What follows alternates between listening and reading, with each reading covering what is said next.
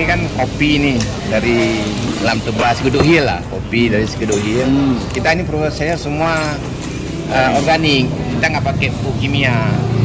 Dari apa yang pernah dicicipin kopi ini, baik di kebun maupun ini sudah sampai kemari, bagaimana Pak menurut Pak?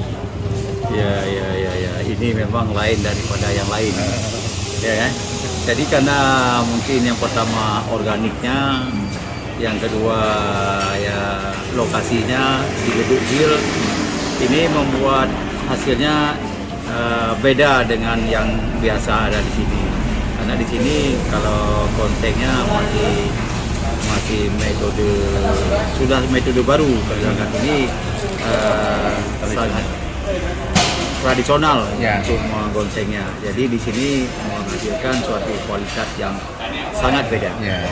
Jadi cita rasanya memang khas Pak ya? Cita rasanya memang beda sekali. Itu yang membuatnya kita mungkin saya memberi apresiasi kepada kopi ini bahwa inilah mungkin jadi andalan kita ke depan.